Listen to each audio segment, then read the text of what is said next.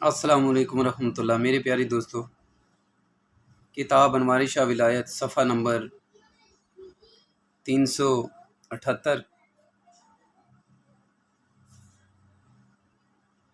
اور جو آج آپ کے سامنے میں ویڈیو پیش کرنے جا رہا ہوں، آپ کی اتباع شریعت با جماعت نماز کی پابندی، فصل دوم۔ چونکہ ولی اللہ ہر کام سنت رسول اللہ صلی اللہ علیہ وآلہ وسلم کے مطابق کرتا ہے۔ حضرت قبلہ عالم بسانوی رحمۃ اللہ علیہ ہمیشہ ہی نماز مسجد میں ادا فرماتے تھے اور جماعت کو لازمی سمجھتے تھے۔ آپ نے سردی، گرمی، برف باری میں ہمیشہ مسجد میں نماز ادا فرمائی۔ جس طرح آپ کا معمول جماعت سے مسجد میں نماز ادا کرنے کا تھا، اسی طرح گھر کے تمام بچوں کو بھی مسجد میں نماز ادا کرنے کی پابندی عائد تھی۔ بسان شریف کا محل وقوع ایسا ہے کہ بعض اوقات وہاں 2-2.5 گز برف بھی پڑ جاتی ہے، لیکن اتنی طوفانی برف میں بھی نہ خود گھر میں نماز پڑھتے تھے اور نہ کوئی صاحبزادہ گھر میں نماز پڑھ سکتا تھا۔ آپ صاحبزادگان سے انتہائی شفقت فرماتے تھے، مگر نماز کے معاملہ میں انتہائی سختی فرماتے تھے اور زدہ برابر رعایت نہ فرماتے تھے۔ حضرت پیر سید محمد امین شاہ بخاری رحمۃ اللہ علیہ فرماتے ہیں، ایک دفعہ کا واقعہ ہے کہ سخت سردی، ٹھنڈ پڑ رہی تھی اور بہت زیادہ برف پڑی ہوئی تھی۔ حضرت صاحب نے عشاء کی نماز کے لیے مسجد میں جانے کا حکم دیا۔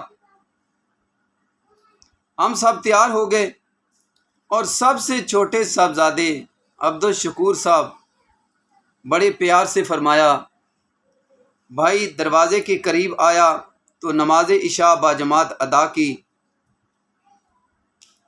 حضرت قبلہ عالم قدس سرہ العزیز جماعت خود کرواتے تھے، اور اگر کوئی عالم دین آ جائے تو آپ ان کی عزت افزائی کے لیے امامت کا حکم ارشاد فرماتے تھے۔ سفر میں آپ جہاں ٹھہرتے وہیں جماعت کرواتے۔ آپ مریدین کو ہمیشہ جماعت کی تاکید فرماتے تھے اور ہر مرید کو نماز کا حکم ارشاد فرماتے، بلکہ بے نمازی کے ہاتھ کا پکا ہوا کھانا تناول بھی نہیں فرماتے تھے۔ آپ کو نماز سے انتہائی محبت تھی، کیوں نہ ہو جبکہ حضور صلی اللہ علیہ وآلہ وسلم نے ارشاد فرمایا، نماز آنکھوں کی ٹھنڈک ہے۔ حضرت علی علیہ السلام سے روایت ہے کہ حضور صلی اللہ علیہ وآلہ وسلم نے ارشاد فرمایا، نماز رضائے الہی کا ذریعہ ہے اور نماز ملائکہ کی محبت کا ذریعہ ہے، انبیاء کرام کی سنت ہے اور نور معرفت ہے اور اصل ایمان ہے، اور نماز قبولیت دعا کا ذریعہ ہے اور رزق میں برکت ہے اور دشمن کے لیے ہتھیار ہے اور شیطان سیدوری کا ذریعہ ہے، اور ملک الموت اور ملائکہ کے پاس باعث شفاعت ہے، اور قبر کی روشنی ہے قیامت تک، اور جب قیامت باعث شفاعت ہے اور قبر کی روشنی ہے قیامت تک، اور جب قیامت کا دن ہوگا نمازی کے لیے سایہ ہوگی اور سامنے کا نور ہوگی، اور نمازی کے سر پر تاج ہوگی اور اس کے بعد کا لباس ہوگی، اور سامنے کا نور ہوگی، اور نمازی اور جہنم کے درمیان پردہ ڈالنے والی ہوگی، اور مومن کے لیے دلیل ہوگی اللہ تعالیٰ کی بارگاہ میں، اور میزان کا پلہ بھاری ہوگا، اور پل صراط سے گزرنے کا ذریعہ ہوگی، اور جنت کی چابی ہوگی۔ مجالس الثنیہ سواد 6-8۔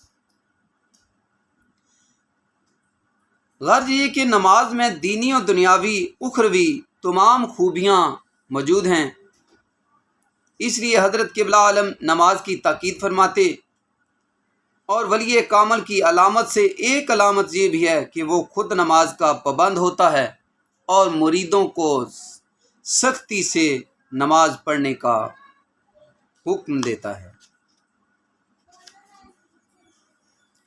یہ ایک سجدہ جسے گراں سمجھتا ہے، یہ ایک سجدہ جسے تو گراں سمجھتا ہے، ہزار سجدوں سے دیتا ہے آدمی کو نجات۔ صلوات و صوم کا تارک خدا سے دور رہتا ہے،